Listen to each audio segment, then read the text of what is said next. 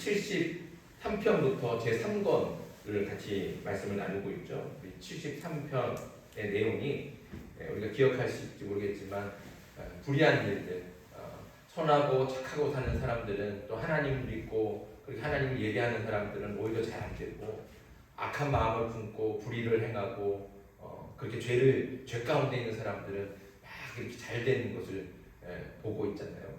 그런 것들에 대해서 한탄하고 탄식하고 하나님께 질문하는 내용이 바로 이제 73편의 시편이었습니다. 그리고 73편 이어져서 그런 세상 가운데서 하나님께 기도하는데 또 하나님이 아무 응답 없으시고 답답할 때, 그럼에도 불구하고 시인은 하나님을 붙들고 계속해서 포기하지 않고 기도하는 모습을 우리가 73편, 4편을 통해서 같이 말씀을 나누었습니다. 오늘 이 75편은 그렇게 앞에서 이렇게 뭐 불의한 세상, 악한 사람들이 잘 되고 착한 사람들이 다 이렇게 오히려 험난하고 이 세상이 악하고 또 불의한 것 같이 보이는 이 세상 가운데, 그럼에도 불구하고 하나님은 정의로우시다, 우리 하나님은 의로우신 재판장이시다, 이것을 증언하는 시가 바로 오늘 시편 75편이라고 할 수 있습니다. 2010년에 전라북도의 한 버스 회사에 7년째 근무하고 있던 버스기사 김모 씨가 갑자기 해고를 당했어요. 해고의 이유가 뭐냐 하면 400원씩 두 번에 걸쳐서 800원을 버스비를 횡령했다고, 그래서 해고를 당했어요. 이 버스기사가 내가 그걸 일부러 한 것도 아니고 그 뭐 800원 그거 얼마 된다고 그거를 내가 일부러 횡령했겠냐, 실수고, 그리고 확실히 800원을 횡령했다고 해서 해고하는 것 자체가 너무 하지 않냐, 이렇게 주장을 하는 거예요. 여기서 재판을 했어요. 법원까지 가서 판결이 났어요. 재판을 해서 판사가 판결을 했는데 회사의 손을 들어줬어요. 해고가 정당하다. 800원 횡령했는데 그걸로 해고당하는 게 맞다. 그렇게 판결을 내서 이 버스기사는 7년 동안 근무하던 회사에서 쫓겨났습니다. 그리고 3년 뒤에 2013년에 한 검사가 사건과 관련된 변호사에게 85만 원 상당의 접대를 받았어요. 뭐를 위반한 거예요? 김영란법을 위반한 거죠. 그리고 사건과 관련된 거니까. 그래서 이것이 발각이 돼서 검찰에서 이 사람을 면직했어요. 근데 이 검사가 면직은 너무 과하다, 그래서 소송을 걸었어요. 그래서 재판을 했죠. 그 판사가 판결을 내렸어요. 뭐라고 판결을 내렸을까요? 검사가 85만 원 접대를 받았다고 해서 그것으로 면직하는 것은 너무 과한 처사다, 너무 가혹한 처사다. 그래서 면직을 취소하는 판결을 했어요. 그래서 이 검사는 바로 복직했습니다.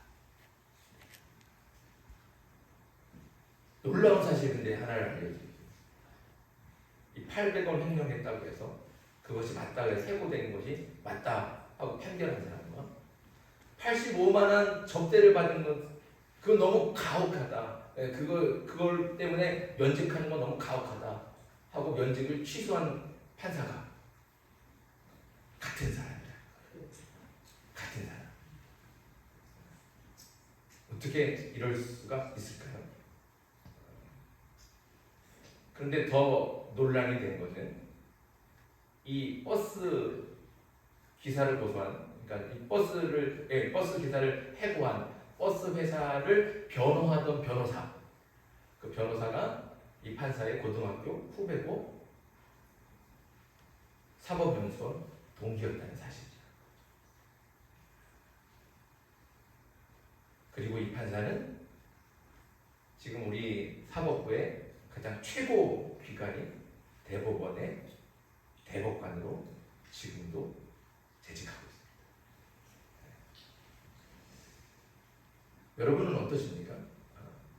800원 횡령해서 해고하는 거, 85만 원 접대받은 거, 이게 자기가 사실이 아니라고 얘기하는 게 아니라 절대 나는 벌은 적이 없다가 아니라 45만 원 내가 법대를 받아는 게 맞다. 근데 그걸로 내가 면직되는 건 너무 부당하다. 그래서 판사가 맞다. 어떻게 검사를 면직시키냐 그래요. 근데 800원 해서 횡령한 사람은 800원 때문에 해고당하는 게 맞다. 이게 어떻게 같은 사람이 이런 판결을 서로 다른 판결을 할 수 있을까요? 이게 이해가 되지 않습니다. 대한민국 헌법 11조 1항은 이렇게 말합니다. 모든 국민은 법 앞에 평등하다. 이 근거를 들어서 판사들도 사법의 정의, 사법부의 정의를 운운하면서 자신들의 판결이 정의롭다, 부끄럽지 않다 이렇게 주장하죠. 그런데 정말 법 앞에 모든 사람이 평등합니까? 정말 정의로운 판결이 내려지고 있습니까? 유전무죄, 무전유죄라고 하는 말이 나온 지도 벌써 수십 년 전이에요. 돈 있으면 무죄고 돈 없으면 무죄. 이 말이에요. 이 말이 회자된 게 벌써 수십 년 전인데 세상은 그때하고 전혀 달라지지 않고 있습니다. 돈 없고 힘없는 서민들은 법의 보호를 받기보다는 오히려 법으로 인해서 가혹한 처벌을 당하고 돈 있고 힘 있는 놈들은 죄를 지어도 오히려 법이 나서서 면죄부를 주고 보호해 줍니다. 안타깝지만 우리는 여전히 이런 세상에서 살고 있습니다. 이런 정의롭지 못한 그리고 불의하고 불평등하고 불공정한 세상을 보면 속에서 화가 치밀어 오르고 그리고 조금 답답하죠. 그러나 그럼에도 불구하고 우리는 알고 있습니다. 아니, 우리는 믿고 있죠. 무엇을 믿습니까? 우리 하나님은 정의의 하나님이시다.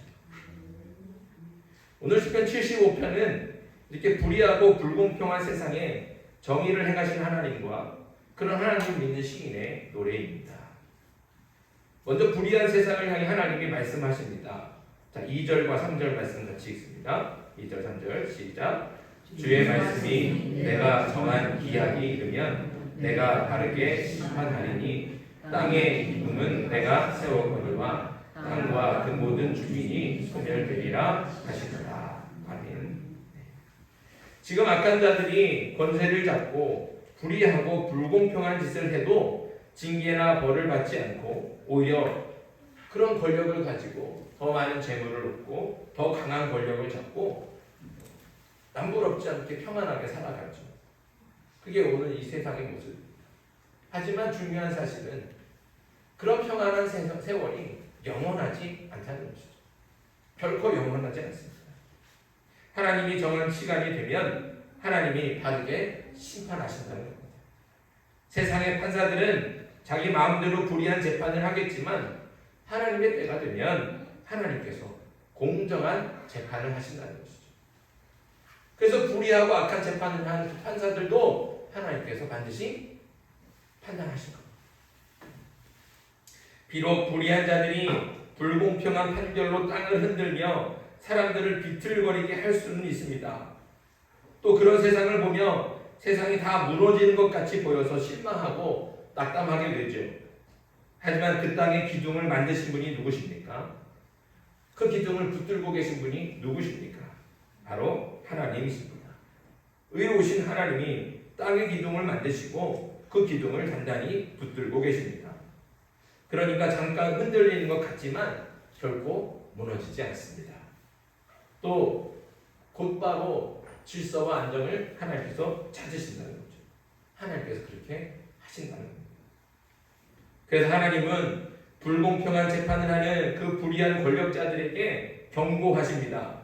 자, 4절과 5절 말씀이 있습니다. 시작. 내가 오만한 자들에게 오만하게 행하지 말라 하며 악인들에게 뿔을 들지 말라 하였더니 너희 뿔을 높이 들지 말며 교만한 목으로 말하지 말지어다. 아멘.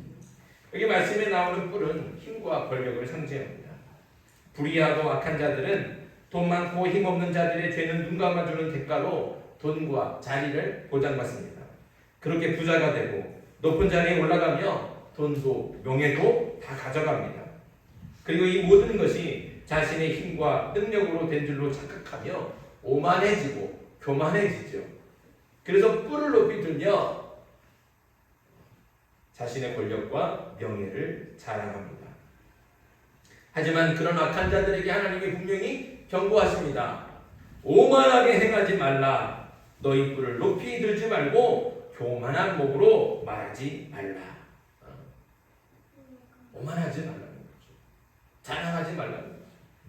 마치 자신이 의로운 재판을 하는 재판자인 것처럼 착각하지 말라는 겁니다. 그런 명예를 가진 사람처럼 거짓되이 말하지 말라는 거죠. 어떻게 하나님께서 이렇게 엄하게 경고하실 수 있을까요? 그렇게 하나님께서 엄하게 경고하실 수 있는 이유가 무엇입니까? 7절 말씀 같이 읽습니다. 시작. 오직 재판장이신 하나님이 이를 낮추시고 저를 높이시느니라. 아멘. 사람을 낮추시고 높이시는 일은 누가 하시는 일입니까? 의로우신 재판장이 하십니다. 그 의로우신 재판장이 누구십니까? 하나님이시라는 거죠. 다른 사람이 아닙니다. 사람의 권력도 아니고 사람의 힘도 아니라는 거죠. 오직 하나님만이 의로운 재판장이 되셔서 사람을 높이기도 하고 낮추기도 하십니다. 그게 하나님이 하시는 거죠. 예레미야 45장 4절에 이렇게도 말씀합니다. 너는 그에게 이르라. 여호와께서 이와 같이 말씀하시기를 보라 나는 내가 세운 것을 헐기도 하며 내가 심은 것을 뽑기도 하나니 온 땅에 그리 하겠거늘. 세상의 모든 권력은 하나님이 세우십니다. 하나님은 세우기도 하시지만 세운 것을 어떻게 해요? 허물기도 하신다. 하나님은 또한 심기도 하시죠. 하지만 하나님께서 심으신 것을 하나님이 직접 뽑기도 하시는 겁니다. 이게 하나님이 하시는 일이에요. 마찬가지로 높이는 것, 낮추는 것, 이 모든 일들이 하나님이 하시는 일입니다. 지금 잠깐 불의한 자들이 오만하게 뿔을 높이 들면서 자신의 돈과 권력이 영원한 줄 알고 이렇게 자랑하겠지만 하나님의 때가 되면 하나님께서 반드시 높이셨던 것은 낮추시고 세우셨던 것은 허무시며 심으셨던 것을 뽑으실 줄 믿습니다. 우리 8절 말씀도 같이 읽어보겠습니다. 8절 시작. 여호와의 손에 잔이 있어 술 거품이 일어나는도다. 속에 섞은 것이 가득한 그 잔을 하나님이 쏟아 내시나니 실로 그 찌꺼기까지도 땅의 모든 악인이 기울여 마시리로다. 아멘. 여기 하나님의 잔이 나오죠. 성경에 하나님의 잔이 여러 곳에 나오죠. 이 잔이 나오는데 이 잔은 극명하게 대립되는 두 가지 의미를 가지고 있습니다. 우리가 10편 23편에 보면 다윗이 이렇게 노래하죠. 내 잔이 넘치나이다. 그렇죠? 이때 나오는 잔은 뭐예요? 하나님의 축복과 은혜를 상징하는 거죠. 그런데 이사야에 보면 전혀 다른 잔이 나옵니다. 이사야 51장 17절에 이렇게 말씀합니다. 여호와의 손에 그의 분노의 잔을 마신 예루살렘이여 깰지어다 깰지어다 일어설지어다 내가 이미 비틀거름치게 하는 큰 잔을 마셔 다 비웠도다. 이사야에 나오는 잔은 하나님의 분노의 잔입니다. 그리고 재앙의 잔을 의미하죠. 그러면 오늘 시편에 나오는 잔은 어떤 잔이겠습니까? 우리가 방금 읽었던 8절 말씀에 여호와의 손에 잔이 있다 할 때 그 잔은 어떤 잔일까요? 바로 분노의 잔이죠. 분노의 잔. 하나님이 분노의 잔을 악인들에게 주어서 그 안에 있는 찌꺼기까지 다 마시게 할 것입니다. 분노의 잔을 마신 악인들은 그들의 악과 교만과 불의에 합당한 심판을 받고 참혹하게 멸망을 당할 것입니다. 하나님이 반드시 그렇게 하신다는 거죠. 왜냐하면 우리 하나님은 의로우신 재판장이시기 때문입니다. 세상은 만민이 법 앞에 평등하다 이렇게 자신 있게 말합니다. 하지만 그 뒤로 온갖 불의한 재판과 불공평한 판결을 하죠. 사람이 하는 짓이 이렇습니다. 이런 세상과 사람들을 보면 화가 났다가도 낙심이 됐다가도 또 변할 것 같지 않은 세상과 악인들 때문에 마음이 답답하고 참 실망이 됩니다. 도대체 이 세상 어떻게 될 건가? 과연 이 세상에 정의는 있는 건가? 이런 마음들이, 의심들이 든다는 거죠. 하지만 이제 세상을 보며 실망하지 않기를 바랍니다. 악한 사람들을 바라보면서 슬퍼하지 않기를 바랍니다. 우리가 바라봐야 될 것은 세상도 아니고 악한 사람도 아니라는 거죠. 1절 말씀 같이 봅니다.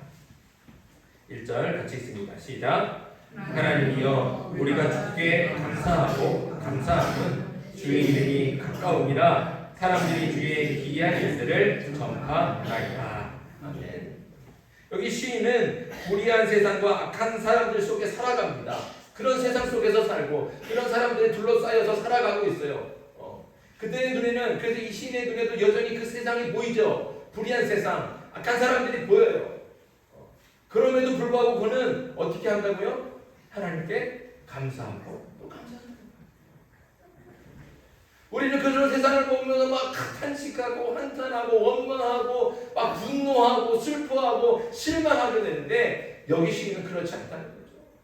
감사하고 감사합니다. 그런 세상, 우리가 똑같은 세상에 살아가고 있고 여전히 그런 악한 사람들이 둘러싸여 있지만 이 시인은 감사하고 감사합니다. 그럼 어떻게 감사하고 감사할 수 있을까요? 왜 그렇습니까? 뭐라고 말씀하고 있어요? 하나님의 이름이, 주의 이름이 가깝기 때문입니다. 주의 이름이 가깝다는 것은 하나님과 이렇게 날마다 찬양합니다. 항상 하나님이 함께 하심을 믿는 것이죠. 그리고 항상 함께 하시는 그 하나님을 바라보는 겁니다. 그의 눈은 세상에 고정되어 있지 않고 악한 사람들이 거기에 주목하지 않고 있는 거예요.